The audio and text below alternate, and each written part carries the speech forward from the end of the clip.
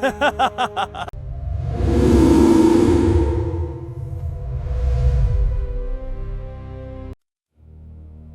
a wing and a prayer, smoke fills the air of the heavenly stair. Spit and baling wire can't hold back the fire. Engine flaming, airframe cracked. The pilot shouts out to the back, "How goes it, crew? Hey, where are you?" Parachutes blossom in the sky. The pilot watches as he flies, fighting gravity and time. Glad their landing shall be soft. He guns the bird to stay aloft. Glances at the rack of chutes. One left, he lights a slim cheroot. Passengers soon raise a clamor. They work with spanner and with hammer in a most ungainly manner. The crew are gone, just he remains. This is indeed a mighty game. All fled but he. Shall he bail next? The others have not stayed to rest, like in the classic comic sketch. Here, hold this! Take this, please! Hold this, balanced on your knees. Each one hands the straight man more before leaping out the door, tearing at a long ripcord. Left with all that they discard, he waits around without regard. Then sighing, looks at that last chute. What shall he do? The point is moot. Back to the pilot's seat he goes. Another engine starts to glow. You know, I told you the story, man. I was in the mall one day, and I see a peace sign and a big heart. And I get closer, and it says, "You'll have peace of mind with our savings, and you'll love our fashions." And that's what it's basically become. So, so all the subliminal stuff and mind control, that's little icing on the cake, and I could see where they'd be playing around with that. But really, they've got it down pat right now. 90% of the people, it gets back to Mussolini again, like we were talking about earlier. Yes, people are capable of this self-directed, anarchistic kind of amazing lifestyle, but 8 out of 10, 9 out of 10 just don't want to be bothered. And a guy like him gets really frustrated. Well, I do know what's best for you, and now I will make you do it. You just get out of pure rage and frustration. Yes. The old British joke, 9 out of 10 cats prefer whiskers. Yeah. And 9 out of 10 people prefer, Was that before the brand, or is that referring to the brand? Whiskers being a public cat. Okay, I'm just double checking. Make sure I got the joke right. No, but it's true, and we have this around us, and we've always had it all through history. And some of us wake up from it, and some of us say it's bullcrap, and some of us make our own little way in the world as best we can. And that's the bohemians, that's the weirdos, that's us, gentlemen and lady. But yeah, it's a weird world we live in. It's a weird world, and us in it. So. Absolutely. Reminds me of my favorite quote from Marlowe there. "Why, this is hell, nor am I out of it. Thinkst thou that I that's tasted the eternal joys of..." No, let's go. I'm terrible. "Why, this is hell, nor am I out of it. Thinkst thou that I, who saw the very face of God and tasted the eternal joys of heaven, are not tormented with 10,000 hells in being deprived of everlasting bliss?" And here we are in it, gentlemen. What do we do with it? Well, and you know how you say, we're taught to police ourselves, and and it's just to, in my opinion, to cut back on some hell, because there's a saying, other people are hell. Mm-hmm. So that's the thing that helps us police ourselves, so we don't have to deal with other people. I know that's my main motivation. If you're not up to my, well, I don't want to say it like that. There are psyches that I just do not want to rub mine against. They're out there, and I don't want to do it. I refuse. There are people I just don't want to talk to. I don't want to have words with. Just get out of my space. That sort of thing. So other people are hell. So. Well, and I know what you mean. You don't want to sound like an elitist, but you do tend towards an elitist worldview. Every real original political thinker, every occultist, every person. I mean, it's a path for a few, and you do get that awareness. Like you say, you don't want to rub shoulders with everyone. It's a path that tends to weed out people, and I mean that's fine. Not everybody wants to do these things, and it's not up to everyone. We can't expect everybody to be as awake as we are, see what we see. And I mean, hell, who knows how awake we really are, Well, I've been getting flooded by YouTube with these videos of, like philosophy, who you are, that kind of stuff. So I get a lot of these dark empath, burned out empath. Yeah. That's me. And I already guessed that, but why are you listening to me? Why are you looking at my life? Well, there's that, and a lot of these things are like, it's like reading the astrology column. That's me. They can make some general statements. Like a cold reading. It's like, V, I can tell that you've had a lot of difficulties in life. People don't really appreciate the work you've done, but you still, at the same time, you manage to hold it. I mean, this is something true of anyone. Well, it's like I learned that I was a Sigma male. Oh my! It's like, you're smarter and stronger than the alpha, but you don't have to show it. And it's like, well, yeah, that's kind of been me my whole life, yeah.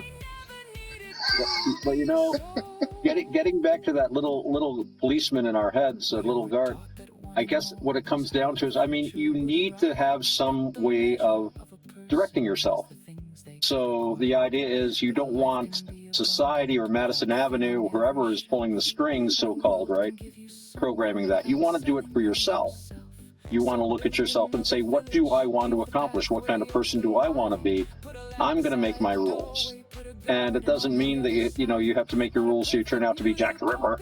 But you can make your rules to have your own unique life, do your own unique things, and be a good person by your own standards. And that's not always going to be society's standards, So, I think that's really that's really part of it, is that we don't need or want to be programmed. We'd rather do our own programming. We're our own programmers. But we don't want to be unprogrammed. We definitely want to have a course. We want to have, some direction in our lives. But I think the people that show up here tend to be people that do that. We've all taken kind of our own course. I mean, I'm not doing what I was, quote unquote, supposed to do, with my life, and I don't think anyone here has either. And yet here we are. Yeah. Right. So. Well, I don't know what's wrong with Jack the Ripper. I thought he had this thing down pat.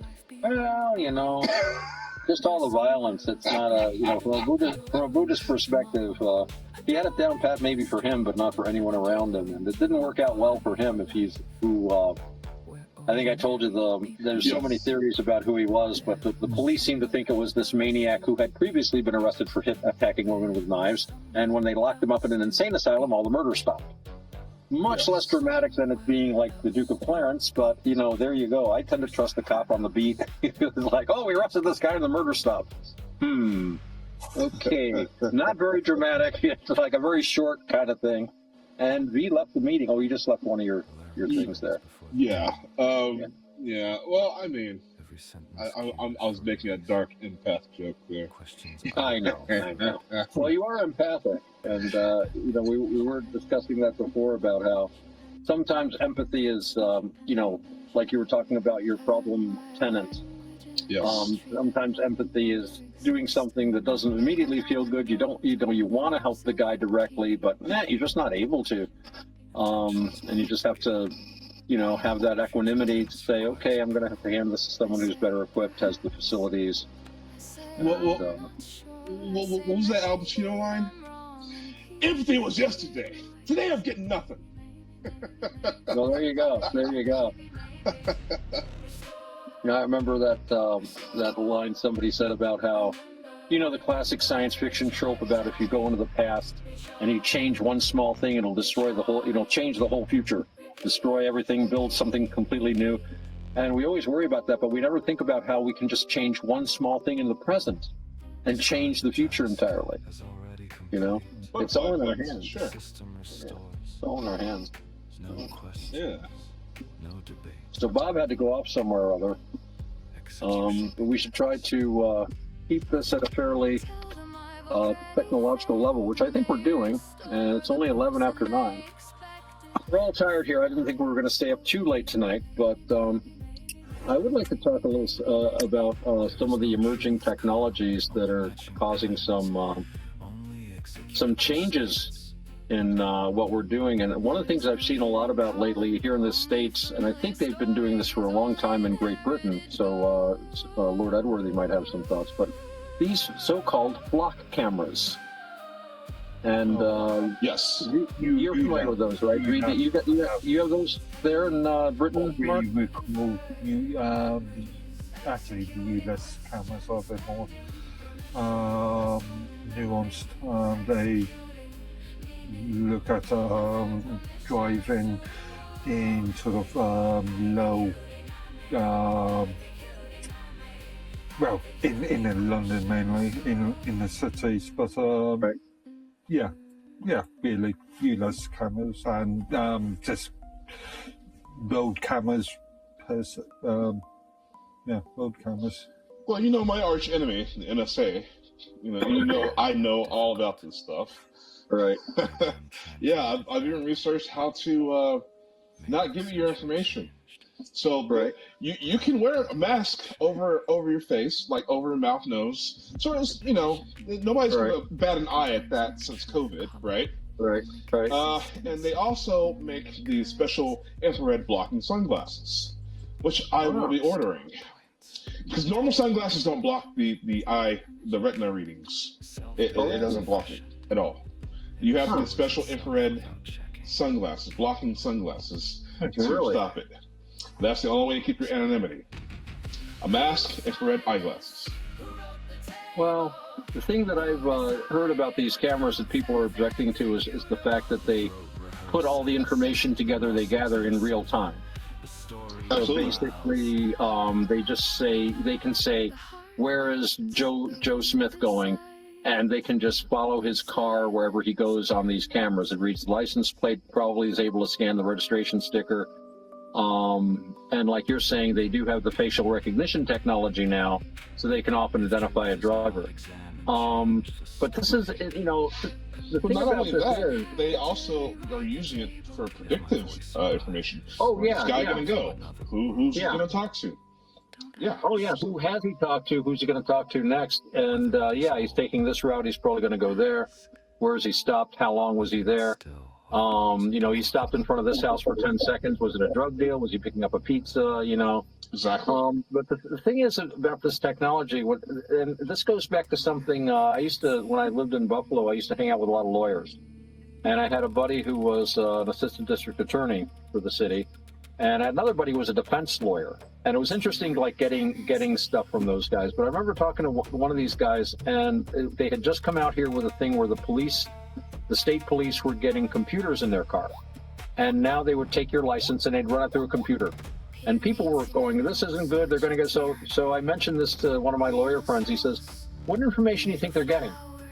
I'm like, so what happens if they get pulled over? I said, well, they take my license, they radio it in, and they bring the license back. It's like, right. They radio the license in, and they get the exact same information they get from the computer.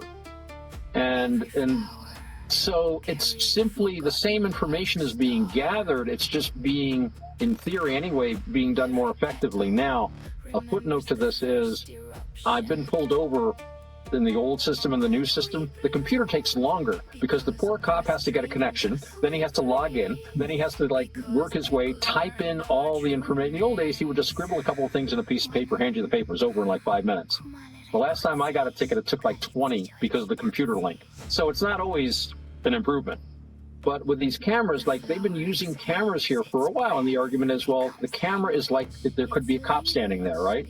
So they started putting cameras on stoplights to catch people going through red lights. Well, it caused chaos, and they stopped using them around here because people would either run to hit the red lights, before they turned, or, yellow lights before they turned red, or they would stop short the minute the yellow light clicked on because they were scared of the camera and people were causing accidents. So they stopped doing that. But even so, they've got a lot of cameras up, and they would record the data. It would just take them a little while to put it together. The flock cameras just take the same information that they've been gathering on us, and it's even quicker. So it's really, I think, what people are objecting to is they're worried about our information being gathered, but they already have it. This is just a way that they can put it together more quickly. Yeah, it's going to be shared across the different agencies. Right. But I mean, they do that now, but it's a lot slower. So, but the thing is, using this flock thing, so it's not a law enforcement tool, which means that they can skip over the law enforcement laws that stop you or stop them from sharing information. This is a private corporation; they're able to share anything that they want. Right. Right. Instead of applying for something and going through a process and this and that. But I mean, my thought is to worry more about the basic information they're gathering in the first place and worrying about what to do. You kind of see where I'm going with this? I mean, the flock cameras are an issue, but just the fact that they're able to grab that information in the first place. You see what I mean? Just not what they do with the information, but the gathering it. I don't know. Maybe it's a kind of a fine distinction. Well, but and like you're saying about wearing the mask and this and that, I mean, if they don't have information on you in the first place, they can't share it. Right. So also, you guys are pretty late to this, actually. No, I'm not. No, I mean Americans. Oh, the US is, yeah. Oh, okay. The DVLA, the Driver and Vehicle Licensing Agency at Crango, that's been set up by the Department of Transport in the UK, has been producing or installed, deploying automatic number plate recognition cameras since 2001. Wow. Well, you guys have had it for a while. Yeah. The thing about the UK, though, now this is the same country that put out the mosquito technology. Only as a prototype, only as a testing. Well, so if you don't know what that is, Otto, it's a device that they put on outside of buildings that projected sounds that only children could hear. Weird. Yeah. Now this is the UK, home of Jimmy Savile, Prince Andrew. These guys. We know the big problem that's going on in the UK. We don't need to not. I mean, it's everywhere, but the UK is more famous for it than pretty much almost as much as the Catholic Church. So, so this sort of predatory thing, yeah, you guys have been through some stuff and some regulations and some backlash, of course. But go on. Well, so I wanted so go to YouTube, type in Darth Vader flock cameras. You're gonna love what you see.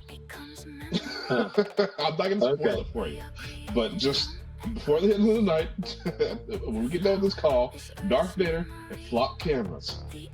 Well, I know that a lot of European countries have a much different legal outlook on privacy, and the United States is particularly strong on privacy in no small part because we not only have the federal government, which is a lot less powerful than people think, usually outside the U.S., but we have all these state governments. And of course, besides the state governments, we have county governments, and we have city governments, town governments. And each one has law enforcement agencies, each one has regulations about them that are enacted locally. So it's been very difficult to get a real nationwide privacy smashing kind of a thing. They made huge strides after 9/11 with the so-called Patriot Act, which demolished a lot of the few privacy issues in the country. And there was a certain amount of protest about this, but it got pushed through anyway. And then, as usually happens with this, for most people, it doesn't immediately impact their day-to-day life. So they stop caring about it or even thinking about it. Because you just, I mean, they've put the cameras up all over the place here lately. And again, as Mark points out, we're coming very late to this. But in my experience, the cameras go up, people are a little concerned about it for a little while, and then they forget about them. And they just go about their business because nobody's using the camera directly. But then they recently had an issue with a flock camera in Texas, I believe, where they actually ticketed a guy because he rode by the flock camera holding his phone in his hand while he was riding on his motorcycle. Now, to be fair, the ticket was thrown out when he showed up in court because that wasn't considered sufficient evidence. But one of the things that this got people upset because, hey, wait a minute, this thing is doing something bad. They don't see the badness in the, control of knowledge. They see it in simply somebody, welcome back, Bob. They see it simply as somebody suddenly, getting a ticket. And suddenly, oh, this is horrible. There'll be a little furor about that, and then it'll die down and people will forget again. So I think people tend to get used to this kind of surveillance. And then once it's in place, it's almost impossible to get that and go away from it. But then again, there are countermeasures which citizens can take. But, sorry, I just found something. Well, first of all, in the public place, there's no such thing as privacy. I'll put out there. No, you have no reasonable expectation of privacy when you're in a public space. Yeah. But interestingly, the history of automated number plate recognition stretches a lot further back. It was invented in the UK in 1976, the technology. Early systems developed for use in 1979. First test was on the N25 and A1 modes in 1981. And it was deployed as a part of a Ring of Steel camera network around the City of London in 1993 to try and mitigate the IRA issue. Right. Did it work? No, it's been... did it work to mitigate the IRA issue? No. When was Good Friday? When was the Good Friday talks? That was done with opposite to the common belief that Blair implemented the Good Friday Agreement. It was actually done under John Major's time and Rita Curry, so that was 95, 96. Well, okay. Excellent question. Did it help? So, this is the thing about this technology. Okay, remember back in the when they were coming out and the feds were trying to charge people for crimes and stuff they heard over cell phones, and these cases had to be dropped because they didn't want to give out the information about their Stingray technology. Okay, so the cell towers intercepting calls, sort of thing. That's Stingray. They didn't want to give out that information, so these cases got dropped. The Stingray actually is related to these number plate recognition cameras.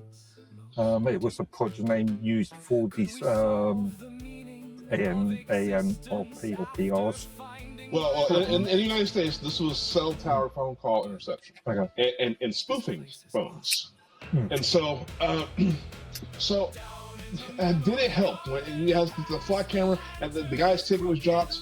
The thing is, most of the stuff is not going to help because number one, the terrorists don't exist. Okay, that's just the get us scared so they can control us more and they can go in different countries and take their resources.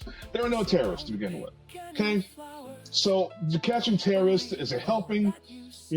they had all these Islamic people who were unjustly raided and arrested and, you know, set free, charges dropped because there was nothing on them. You know, it was just, it's a huge psyop. The main purpose for this surveillance technology is to use the information covertly. So they can covertly social engineer whatever situations they want to happen. They don't want to use it overtly, they want to use it covertly. Well, I'd say that, like we were saying earlier, a lot of the social engineering is very overt, you know? But I think what right, but you want to talk about special operations. Well, I think they want a more total awareness and total control kind of deal. So, you know, you want to be planting that little policeman in everybody's head. But it's cyclical. It's cyclical. But at the same time, you can use this other information for a deeper control. And I think, I mean, I listen to some of these guys, and I really get the impression that they're you know, like I say, they're libertarians who are fantasizing about a fascist state.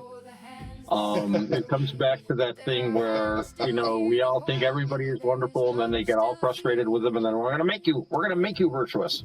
Well, no matter what it takes, you will be happy, you know, by order. The beatings will continue until morale improves, kind of deal. So, well, as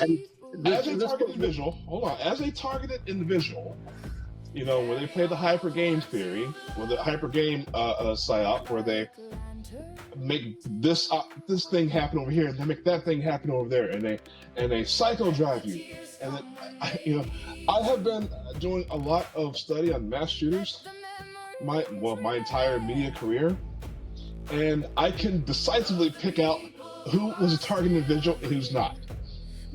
But a lot of them are, because of the way they were psycho driven in private. Oh, you know, the government's listening to me on my phone. They're doing stuff to my phone. Walmart shooter. And then you find like these patterns with these shooters. They will all claim that their technology has been hacked or disrupted, or it's something's going on with their technology. That's a huge red flag. It happened to me. I had my computer taken over, and the robotic voice came out of the computer saying, "We can destroy you with direct energy weapons." I was like, well, okay, do it then, you know? I just thought these people were so cheesy. I couldn't be afraid of them. But point being is that, you know, there's these little things that can be done covertly to push somebody to do something. And unfortunately, one of the extremes is pushing people to become mass shooters so they can keep paying money for their terrorist state, their police state on us, and gun control, what have you. So it's cyclical. So that gets the public on the government side. Yes, more mass surveillance, protect us. It's cyclical. It goes one side goes with the other. If you're running a government, and especially if you're trying to run a government with democratic forms, note I say, you do need to create a public narrative which has little or nothing to do with what your actual programs are. You remember that? You might not have seen it, V. Mark might have seen it. I'm pretty sure Bob saw it, but I posted this little short clip from a show, and it was supposed to be a comedy, but you get these the British General Staff top military and naval guys get together in 1913, and they say, "We've heard a terrible thing. We think the Germans are going to start the war a year early." What? Like, we could depend on the Germans. And it was just all about how they were all planning to do this stuff. You don't tell people that, well, you know, the actual reasons you make these policy decisions, not in a democracy. You have to give them a narrative. We're doing this because we're the good guys and they're the bad guys. It's very simple, coloring book stuff a lot of the time. You lose me when you start talking this liberal this and Democrat that stuff. Democratic forms, you know. Goring said it best at the Nuremberg trials, where he said it's easy to control a democracy. You know, you just tell the people that the enemy is going to destroy us, and anyone that questions this is an unpatriotic fool, and you just march the whole country out. Of course, they don't want to go to war. Sure, They just want to stay home and do their business. If So you you make those Disney movies, right, with the Disney movies, with the Disney villains, you know, the brown skin, hook noses, you know, as long as you keep making those Disney movies, it's easy to influence Well, now they're doing it the other way though, too, though. You know, you can't win one way or the other.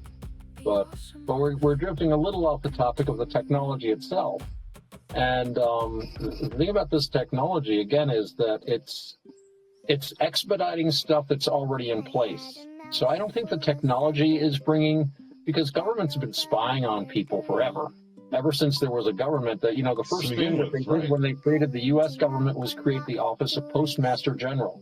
Postmaster General was at that time, and traditionally is, the spy chief for a country, because he can open all the mail. That was the purpose of the Postmaster General. Oh, we're doing it so that you can communicate more effectively and have a stronger country.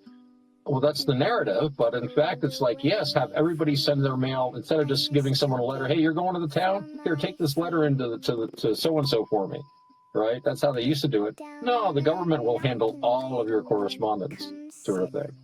So this isn't anything new. Tell me where you think the technology fits in here. Now, I have a friend who lives quite close to me. He has a substance abuse problem. Okay. Right. So I typically, he's so close to me, I typically leave my phones and my tech here at home. And I'll go to his place and I hang out with him, just to hang out with him. Yeah. He's an elderly guy. I like to look after, I have a thing about looking after elderly people. He's an elderly guy, and we don't talk about his situation. We don't talk about it. We have pleasant talks. I don't get into his business, and I know what he's into. Right. However, when I come home and I pick up my phone and I'm scrolling through YouTube, I've got 10 different videos about that particular substance abuse. Mm-hmm. Oh yeah. Oh yeah. We don't share internet. We don't share devices. We don't even talk about it. Yeah, but have you done your own research using YouTube? No, it's not something I would ever look into. It's that far removed from Turn the dial. Everything's listening to you though, and everything is computerized now. And I've seen But I'm that. saying I would leave my phones here at home. There's other devices though all around, other people's phones, his phones. What's he got sitting there? You know, I mean, they listen on everything all the time. Yeah, that's what I'm saying. My buddy, I told you about my buddy who turned his mic off, went and got some cereal, ate it, turned his computer on to do something, and it started giving him advertisements for cereal. So now he's turning his camera off. He's like, it was watching me. You know, he was freaked. It was actually watching him. So convinced about this. This sounds a bit sort of, yeah. Well, yeah, I mean, you could be just hyper alert to coincidences, but are there coincidences anymore with LLMs? YouTube, no. YouTube is I'm very okay. So when I go to YouTube on my entertainment device, the only thing it usually shows me is Dragon Ball Z stuff, Warhammer 40K stuff, and Deep Rabbit Hole stuff. This is my entertainment circle. That's the three things. So when I go out and I do something, I'm at a store or something, I pick up a box of Legos up off of the shelf just to look at it, and I put it back down, and I come back home. I've got videos about Legos. I mean, come on.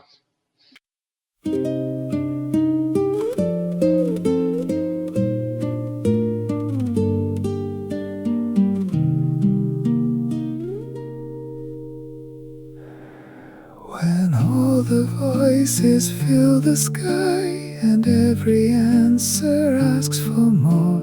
I walk beside the ebbing tide, where silent waters kiss the shore. The scattered pieces of my day lie gleaming where the currents part. I leave behind what is not mine and carry home a quiet heart. May my thoughts become wisdom, my knowledge become compassion, and my plans remain servants of the heart.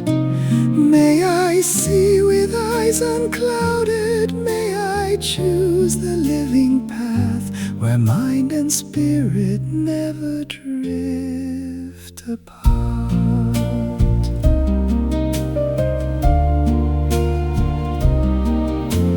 Patterns hidden in the stones, the ancient language of the trees, remind me truth is seldom loud, it waits beneath the restless seas. Not every burden calls my name, not every fire asks my hand.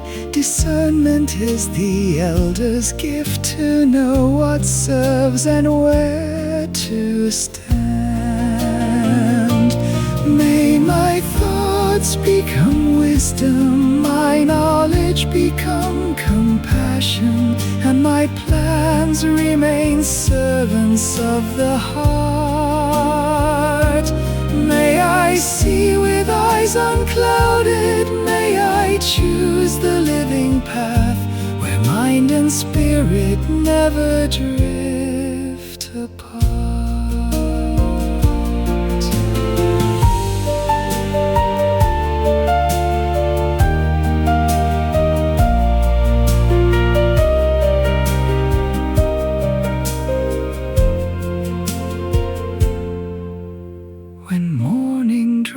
The waters back, the hidden shoreline greets the sun. The tide returns with quiet strength, the work of love is never done. I'll build no throne for cleverness, nor crown ambition as my guide. The greatest mind is one that bows to walk with kindness as its tide. May my thoughts become wisdom, my knowledge become compassion, and my plans remain servants of the heart. May my words become healing, may my hands become blessing, till every step becomes a work of the heart. Like the tide I shall return, not emptied, gathered, not overcome. Renewed mind clear, heart open, walking onward, undefeated.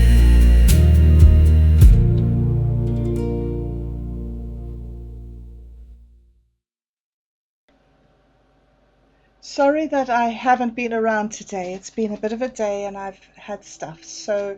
But I really did want to join you together today. It's been awesome fun. And there's a huge amount that's also happening out in the community. This is what Minds or Quantum put together a couple of days ago. It's the new donate page. All right, I'll read it to you. Okay, here we go. This is what he posted on the Support the Community page at the beginning of this week. Every great community is powered by the people who build it, create within it, and keep it alive. Help keep the community moving.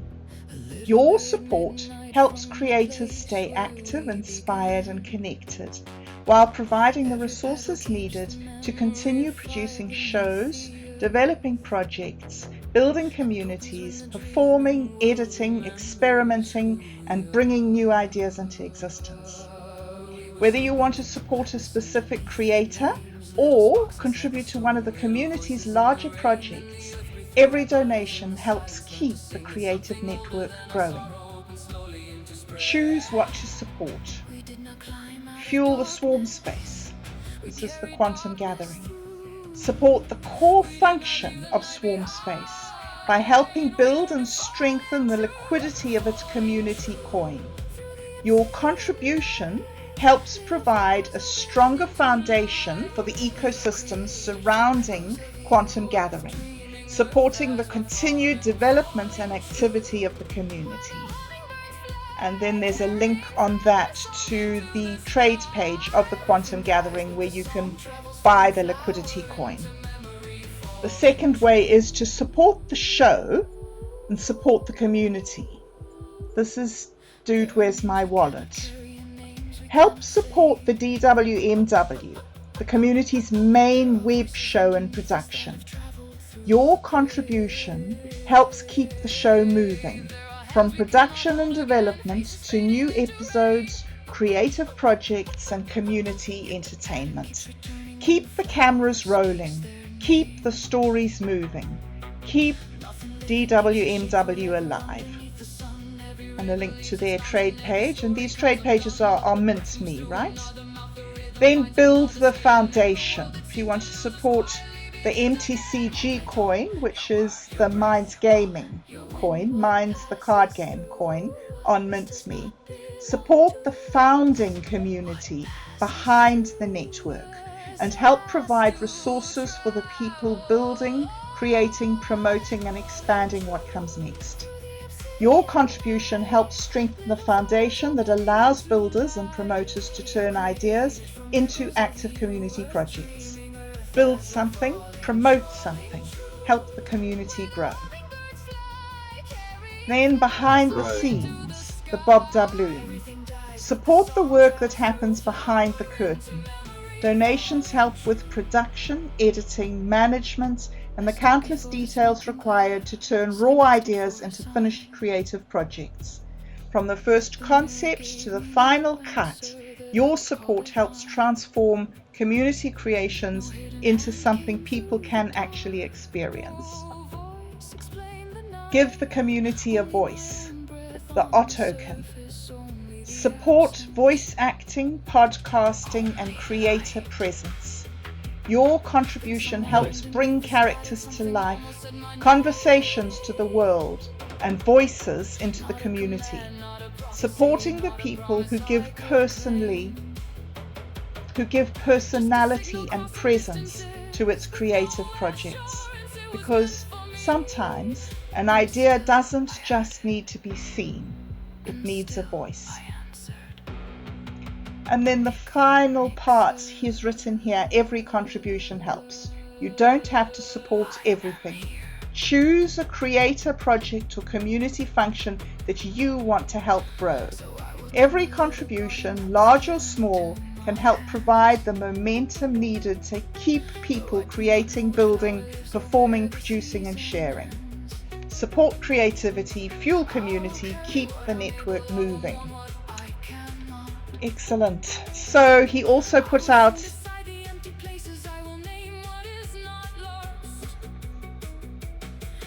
So what I was just about to say was when he put this out when he put his notification of this out, he did put a notification calling for anybody who would like to set up a token, who would like to be part of it, to get in contact with him, with their token idea or their project idea or whatever it is, so that they can be incorporated. So it's your call. It's the ball's in your court. He's there to do it if you wish. Oh, beautiful. By the way, that's just absolutely wonderful. Now, where's my portal? So what I was just about to say was, when he put this out when he put his notification of this out, he did put a notification calling for anybody who would like to set up a token, who would like to be part of it, to get in contact with him, with their token idea or their project idea or whatever it is, so that they can be incorporated. So There you go, baby. it's your call. It's the ball's in your court. He's there to do it if you wish. I was actually, I don't know, I've kind of moved on, but there's this thing nagging in the back of my head. I could bring back my social network till we talk back. My thing is, I hate being. So when I had my company, it first started out with me being a silent investor. Then it came out to me being a public investor. Then it came out to me being part owner. Then it came out to me being special projects director. And then it came out to me being on top, the main guy. I don't like managing things. I'm not, I'm an advisor. I'm not the guy that makes the call. You want some advice? I'll give you some advice. I'll tell you how to do this, this, and that. But you want me to run people? I hate doing that. That can be what your token is for, is to help you be an advisor. We'll get you on MintMe, we'll get you a token together, and even if nobody buys it, it'd be kind of fun to do. And then you could be on the list as well. You just need a cool name for your token. Well, that would be to help you be an advisor. Well, I would like to bring my social network back, but I'm going to need people, an advisory board, to help run the thing. And I just don't have enough people that I don't think that will hop on it. I mean, I would love if all you guys hopped on. Well, we've been discussing this over the last couple months. Yeah.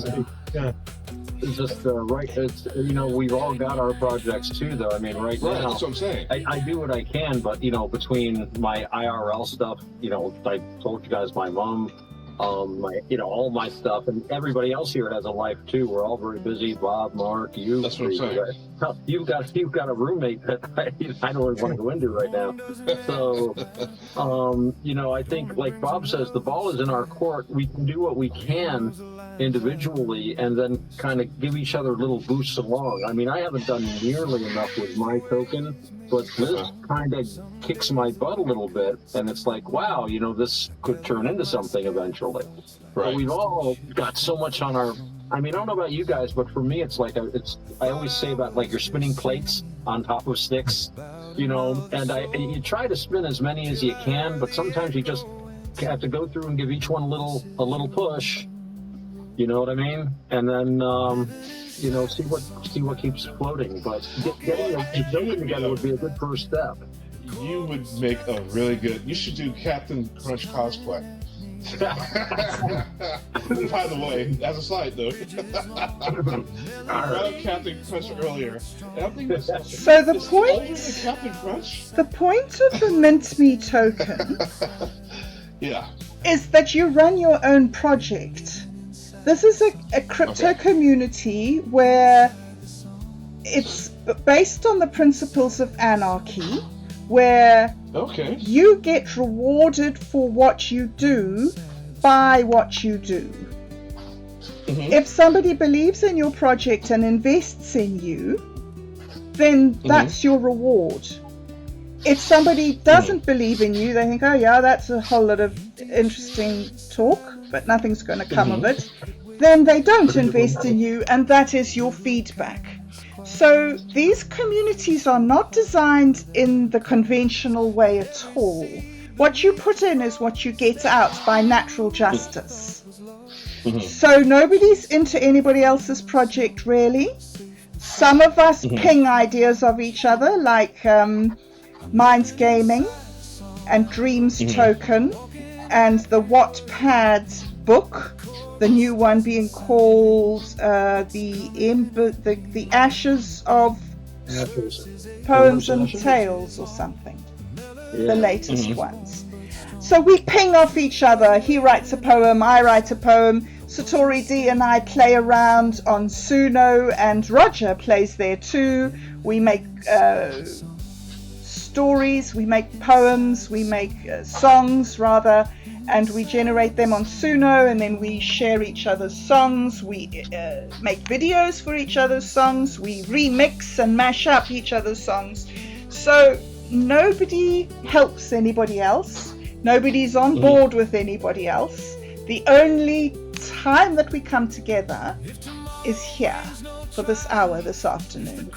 Otherwise, we're anti-social media. We do our own thing. We live our own lives. And yeah, so it's a different concept that we're talking about here. Well, so that is actually the concept of the Liberty Big Media Project, the news agency, the media company that I've been working with for the past, 10 years. So that's kind of what we're about. It's kind of what we've done. Well, you might be interested then in having a coin. Well, yeah, so some sort of partnership, merger, whatever. Otto? Yeah, How about we do a show on, or you do a show, should we say? We'll do a MintMe show. What it is, how to join, how to invest in a coin, how to swap your coin with other people, how to set up bounties, how to put things into your shop that people can buy with your coin. So basically it's an economy where you reward a person for taking an action that you want them to take. Okay. And then... This for the purpose of legality, it's not a coin, it's a token. Sorry, thank you very much. It's a token. US law. It's a token. But you guys, so I had Roger Landry on the show for a couple episodes a few months ago. You guys remember that? Vaguely, yeah. I don't remember what I did last week, dude. I remember you got Roger with you there for a bit. Well, so, he has dementia, so I'm sourcing in this weird space where I could continue on his work, or I could just, drop everything and just move on with my life. I have been considering both very heavily. But if I had some sort of support, some sort of partnership, something like that, I think I probably would pick up things and keep it moving forward. Even though the social network is down, my other former partners still have a clone copy of the network that can go back up at any time. However, my thing is, I need it decentralized, so I gotta talk to somebody about getting it on a decentralized node network, because I don't have $2,000, $3,000 to pay for a service. I don't. Sounds like the Swarm Space might be your friend. That's an independent P2P node network. Oh, really? That's what I was trying to show you. Unfortunately, this share isn't working for some... It must be because I had to leave the meeting and come back. That it's probably the old meetings grabbed my screen and now it won't release it, so I can't get it in here. Anyway, listen, I've got some more stuff that I want to talk about, please. All right. We did an amazing, wonderful, incredible behind the screen with Lumina podcast, Satori and I. It was so fun. I was so nervous I could hardly speak. So I can only get better from here. With Are You Serious? He was just the greatest, most engaging, most interesting guy. It was such a fun podcast. I think you'll like it, particularly the first half. Or Satori has released Rip This Shit with Satori D, where he's taken excerpts from the podcast and put it in with his songs. I was telling you about Suno, where we do stuff on Suno. He's also produced a couple of songs in there. Some are about coincidences. You've been talking a lot today about synchronicities and coincidences. You might be interested in his song. He's also done one where he's done a cut-up of There Is No Anti-Memetics Department by Quantum. I don't know if you know that. Great book, really interesting British horror story. A British horror story? I don't know if I'm telling the truth there.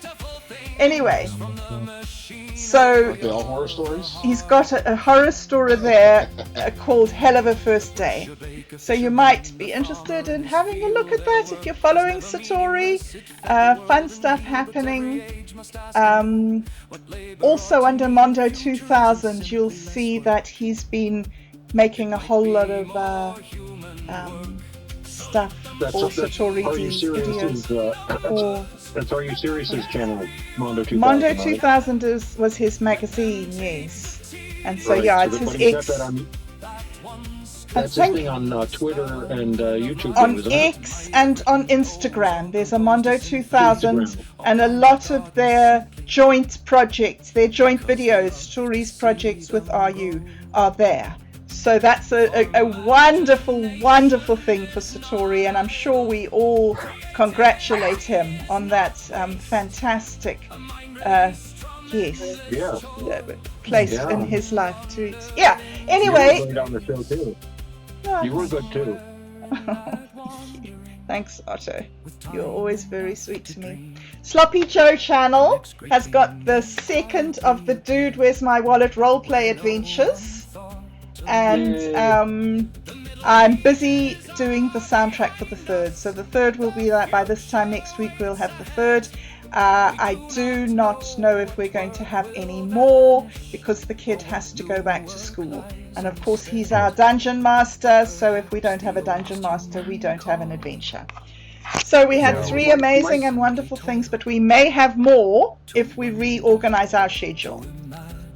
Well, yes? I know Mike was saying that even with the kid going to school, that he wanted to try to maintain the game.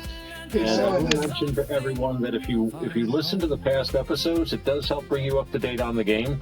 If you haven't taken notes, which I don't do, but I have found it useful to listen to the previous game before we play the next one, so I'm more on board with what we're doing and everything. So he actually sounds quite adorable. Who's this big guy? Quantum is a menace. Quantum, you're a menace, you know. You're a menace.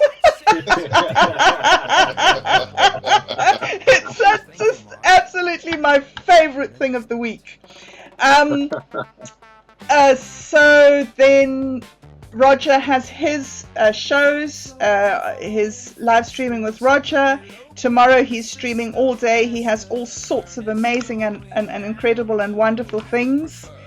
He and I are also still working together. I hope we're still working together on Tuesdays. I've had a bit of a difficult week this week, and he had a difficult week last week, and we've skipped a fortnight of reading together. But I'm hoping that we're still going to be doing that. And then, of course, yes, as I say, there are the other suite of live streams that he conducts tomorrow and the next day. Roger and I co-host tomorrow. That's usually about 3 or 4. I think we are planning to do 4 shows tomorrow.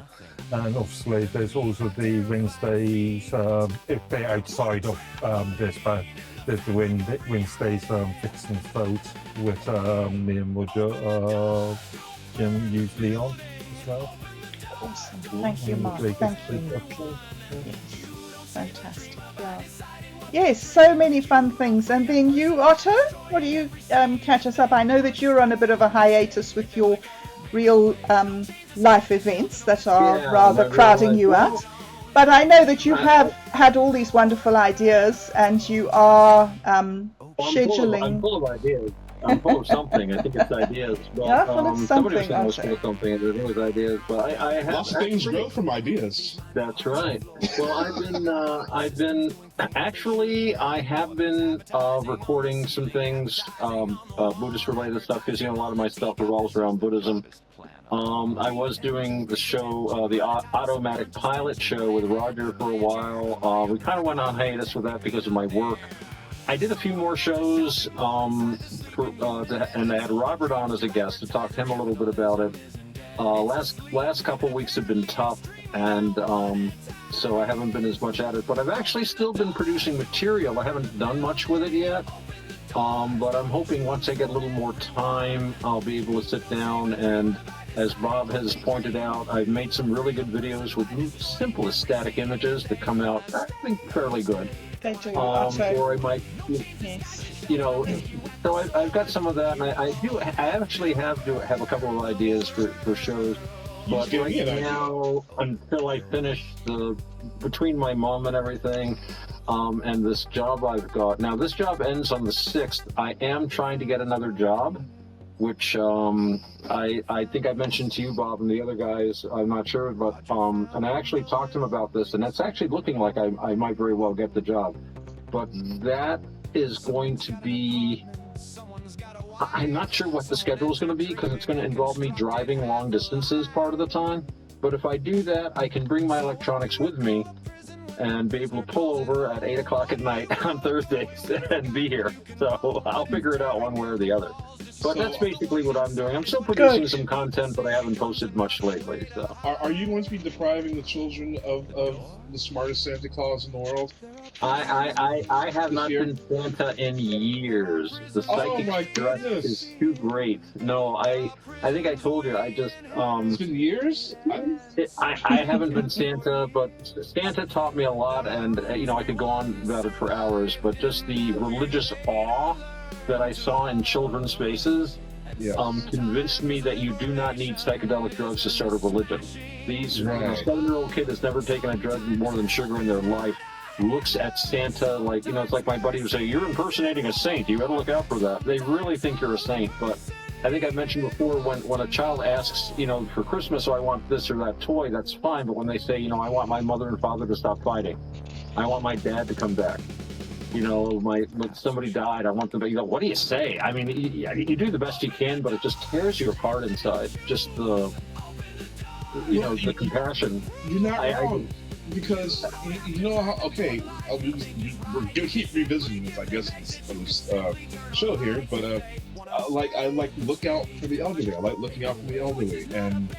And part of my reason why I like you so much, Otto, is because you look like Santa Claus. I have this deep childlike thing that makes me happy to see a white beard. The white beard. There's something that just, I get cheerful and youthful when I see someone like you. Yeah. Well, that's good. Thank you. I'm glad of that. I hope I can bring that joy to many other people. But I think we have a pretty joyful show here. At least I hope so. So yeah, Bob, it sounds like everybody's got some interesting projects going on, and of course, and Bob is posting a video. And of course, Mark is involved in it all. But do you have any other projects on the side, Mark, that you don't tell us about? Please tell me about your brothel. Nothing. Behave. I don't think we remain quiet due to client confidentiality issues. I don't think we can go back on this one. He plays his cards close to his vest. I've noticed Lord Edworthy does. As a character in our RPG, he barely said anything about himself. Yeah, I mean, part of it was his role. Come on, he's got up his sleeve. Well, we're going to see if we can get you into that. That RPG starts again next week. We'll see if we can get you involved in it. It's really fun. Try listening to one of the previous episodes to give you an idea of what we're doing. So, and what was that you posted for us, Bob? That is just before I go, Otto. I thought you guys might be interested in the little video that I made for Jaffe. I opened a project on the Swarm Space. I uploaded all the pirate videos and pirate images that we used in Dude Where's My Wallet, and I made them publicly available. Then this link that I've sent you is the little link that shows you how to use the Swarm Space to download. So it's basically from my computer to your computer. I have a private server, so the things should just sit there and wait for you. I hope, but I'm always getting things wrong. So I'm learning as I go. But yes. Okay, so that was the very last thing that I wanted to say. So thank you, Otto, for having me on your show again. It's an absolute honor to be able to come here and share this afternoon with such a good friend. Such good friends, all of you. It's an honor to have you here, Bob, and an honor for all of us to be here, I think, and me included. So. Nothing has to sell. Where wanting less is not defeat, and enough can still be well. You don't have to burn them all, world. You don't have to win the war. You just have to show them there is something through the door. There are gardens without sponsors. There are benches without brands. There are things that can be mended with your own two human hands. There are meals that aren't content.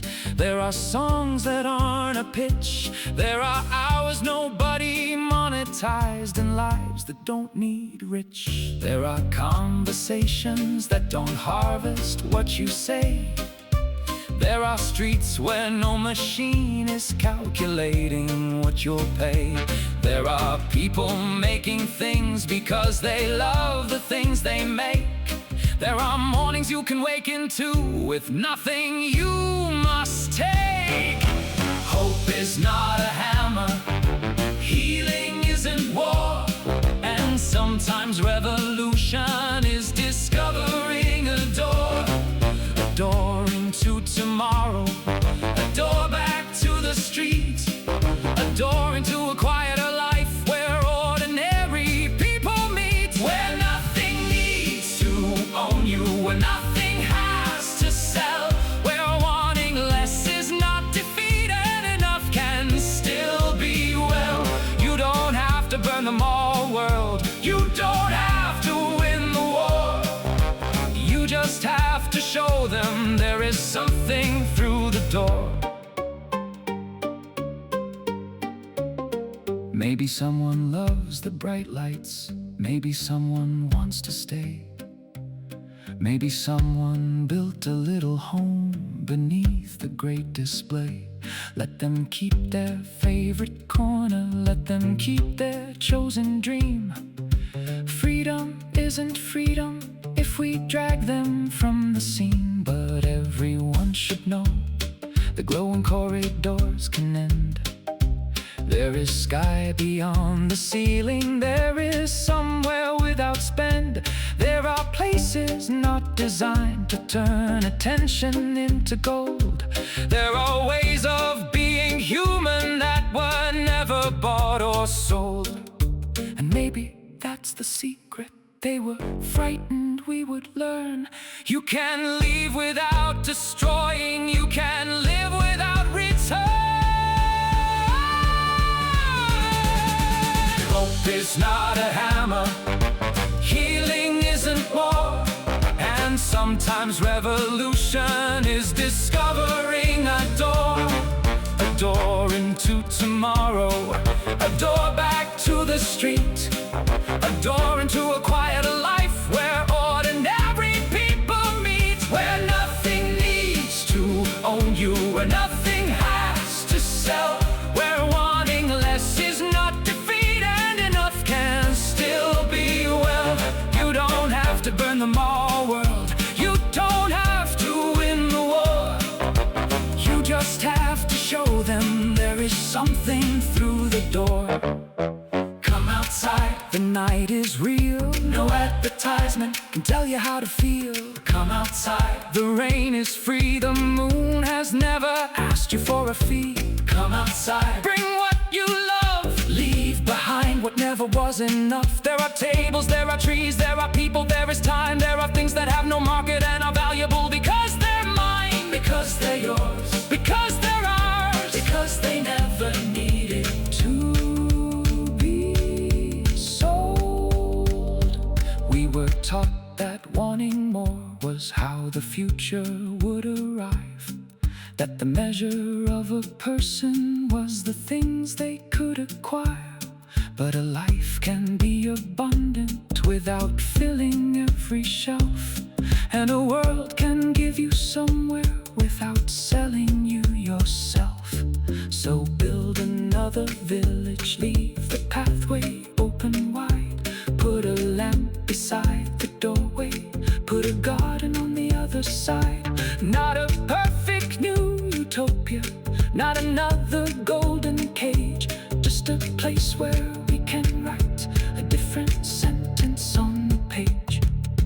Hope is not a hammer, healing isn't war, and sometimes revolution is discovering a door. A door into tomorrow, a door back to the street, a door into a quieter life where ordinary people meet, where nobody is inventory, where attention isn't mind, where the things that make us human aren't competing for our time. We don't have to burn the mall world, we don't have to own the floor, we can leave the lights behind us, we can walk beyond the store. There is sky beyond the ceiling, there is earth beneath our feet, there is life beyond the buying, there is somewhere else to be. A door into tomorrow, a door back to the street, a door into a quieter life where ordinary people meet, a door and somewhere else to be. A door into tomorrow, a door back to the street, a door into a quieter life where ordinary people meet, there is somewhere else to be. A door into tomorrow, a door back to the street, a door